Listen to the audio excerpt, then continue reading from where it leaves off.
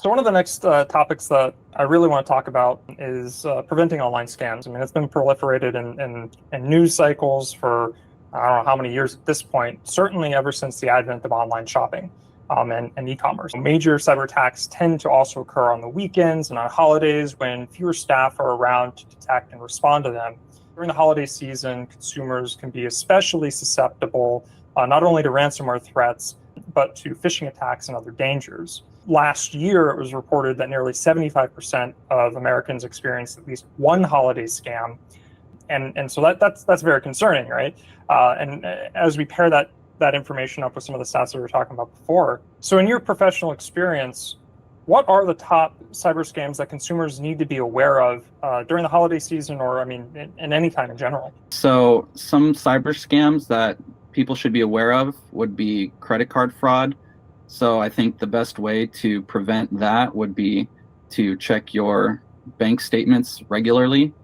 There's also online identity theft. So common methods to use to steal your identities online would be phishing attacks, the bad emails that people send you with links or attachments that may be malicious.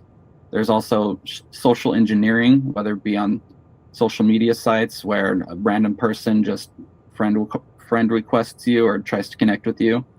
And another one would be vishing, which is, similar to phishing, but over the phone. It might be someone posing as your bank or a trusted individual, and they're trying to collect information from you. What do I do if I suspect my online identity has been compromised? I would change my passwords, enable multi-factor authentication, as well as run a antivirus or anti-malware scan on my system.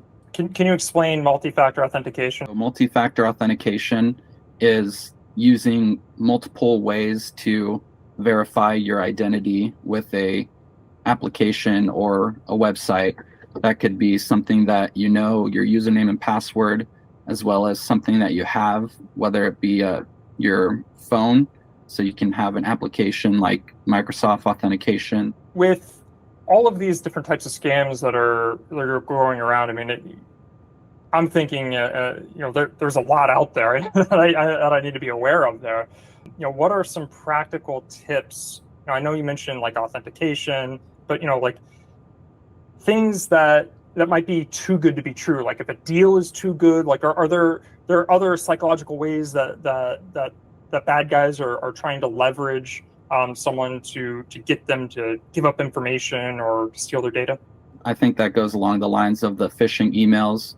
It might be an email that says that, claim your Amazon gift card for $100. Just click this link below. Then it'll take you to a site that looks, similar to Amazon or similar to some website that'll have you put in your information. And instead of giving you your Amazon gift card, it just stole your information.